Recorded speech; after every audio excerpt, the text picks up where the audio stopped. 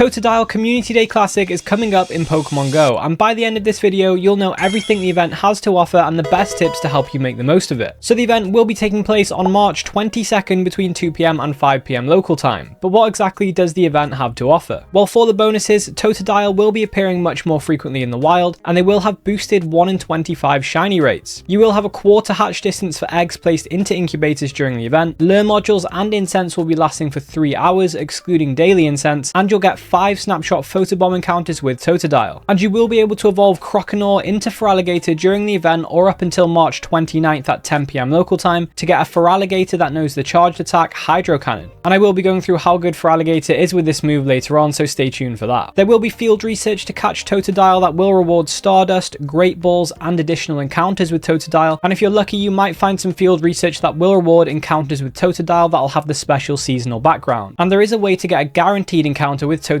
with this background. So starting on Community Day itself, you will receive a timed research that will last for a week following the event. Completing these tasks will get you an encounter with Totodile with the special background, and they will have the same Community Day boosted shiny rates of 1 in 25. These tasks are pretty simple as well. You just need to catch a Pokemon on 5 different days following the Community Day within a week. And make sure to keep your biggest Totodile for Pokestop showcases that will be available throughout the event. And if you want some extra items for Community Day, there are some bundles available in the in-game shop. For 1350 Pokecoins, you can get these items, and for 480 Pokecoins, you can get these items. There will also be a bundle on the web store for $5 that will get you these, and the special research ticket you get from this bundle will also be available for $2 by itself in the in-game shop, and it will get you additional encounters with Totodile, a premium battle pass, a rare candy XL, and 3 encounters with Totodile with the special seasonal background. And remember, you can get some extra premium items by checking into a community ambassador meetup. To do this, you can head to the Niantic Campfire app, tap on meetups, and search your area for any nearby meetups that are hosted by a community ambassador. Then when the event comes around, you can check in via the Campfire app at the meetup location to receive a special research. These special researches will differ a little bit depending on which type of event that you're going to meet up for. And for Community Day, you will be able to get some Pineapple Berries, Ultra Balls, XP, 1 Lure Module, 1 Incense, and 1 Star Piece. So I will be getting into how good Feraligatr is later on in the video and the best PvP IVs for it. But first, how can you maximize on the bonuses that are available for the event? So the main one is the quarter hatch distance, and it's at this point I do want to note that the event is taking place during the Deep Depths event, and this event actually has some special event eggs that may be a good target for you to hatch during this event. So the event eggs are 7km eggs, which you can only receive by opening gifts from your friends, so worth doing this from the 19th at 10 AM when the Deep Depths event starts, and then you could hold on to these until the Community Day starts before incubating them so you can benefit from the quarter hatch distance, because 7km eggs will only require 1.75 kilometers to hatch during this event. But why even bother hatching these eggs? Do they have any Pokemon worth hatching? So the possible hatches will be Galarian Corsola, Pawniard, Clauncher, and the brand new Nickit. Firstly, Clauncher doesn't have any meta relevance, but with it having boosted shiny rates, it's a good chance to hatch as many of these as you can if you're hunting the shiny. Pawniard is available as well, and this Pokemon is mostly available in 12km eggs, so it can be a tough one to get normally. And whilst it's not got much meta relevance now, Bisharp does have an evolution coming at some point in the future, which is King Gambit, and this might have some meta relevance. We do then have the new Nickit and its evolution Thievul, which doesn't seem like they'll have much meta relevance with their current movesets, but it's a new Pokemon, so you're at least going to want 50 candy to evolve it for the Pokedex. And probably the best hatch will be Galarian Corsola. This one is particularly useful for the Dex because the Johtonian Corsola is regional and exclusive to tropical coastal regions seen on this map, and the Galarian form of Corsola will count for this Dex entry. Not only that, but it is also one of the best Pokemon in the Great League, where it is ranked 6 with 0, 15, 15 IVs. To get close to these IVs though, you would have to mirror trade with a low friendship level friend, but it isn't available in the wild yet, so this is pretty much the best you can get at the moment. And alternatively, the quarter hatch distance could be really helpful for hatching bigger distance eggs like 12km eggs, which will only require 3 kilometers to hatch during this event. And this is a good way to get a lot of Stardust, especially if you decide to hatch 12km batches, which is quite a common strategy for getting a lot of Stardust all in one go. And whilst there aren't any specific XP or Stardust bonuses during the event, there are some things you can do, like I mentioned with the eggs, that will generally get you more XP and Stardust during the 3 hours of this event. So if you can play somewhere with a large number of Pokestops, then I would highly recommend recommend it. Because with the 3-hour lure modules bonus of Community Day, it means trainers tend to use their lure modules more often because they have more value than normal. This means in more densely populated areas, you often get a lot of Pokestops lured up, and this means there are a lot more potential spawns from all of these lure modules, and therefore you will be able to catch more to get more XP, Stardust, and potentially shinies. So it is for this reason that I would highly recommend stocking up on Pokeballs as much as you can before the event. If you have limited space, then you could probably drop some potions, revives, and some berries so you can make more space for Pokeballs, because at the end of the day, this is a catching focused event. Stacking up on a lot of Pokeballs, however, could be difficult if you live in areas where there aren't a lot of Pokestops. For this, I would highly recommend opening the max amount of gifts you can from your friends each day leading up to the event. And even though there are no XP bonuses for the event, making sure to quick catch and to focus on excellent throws will be the best ways to rack up XP. And whilst you could use lucky eggs to increase to 2000 XP per excellent throw catch, if you don't have many lucky eggs, I would hold on to them until another Community Day that has a 3 times catch XP bonus, because that way you will be able to get 6000 XP per excellent throw catch, and so your lucky egg will have more value. It is also worth using your incense during the event, because again it will be lasting for 3 hours, and it will help keep the flow of Pokemon more consistent, especially if you happen to pass through an area where there aren't many spawns during your walk. Also, if you use multiple incense whilst Community Day is active, you can add an extra 3 hours to your incense per incense used, so it's worth doing this if you are going to continue playing after the event ends. And as always, you can get some XP and Stardust just for taking part in Pokestop showcases, and if you rank highly, you can get premium items like lucky eggs and star pieces that you can use to get more XP and Stardust. And you do also have the potential to get some incubators, which will be really useful for the quarter hatch distance. Remember though, it is worth trying to do showcases in more rural locations where there are less competition. And make sure to keep an eye on when the showcase ends, just in case people try to swap in Pokemon at the last second to try and steal the win. And regarding adventure effects, there are a few that you could possibly use during this event. Firstly, I would recommend Origin Palkia's Spatial Rend adventure effect to increase the size of the encounter radius so you can interact with more Totodile within a given area. This is particularly helpful when you're walking through streets that have other streets parallel to them, because you might be able to catch some Totodile that are spawning in neighboring streets without having to walk through them if your path doesn't go through them. Alternatively, you could use Black Curem's Freeze Shock adventure effect to stop the Pokemon from moving when catching them. It does also increase the catch rate of them by 25%, even when using an auto catcher like a Pokemon Go++.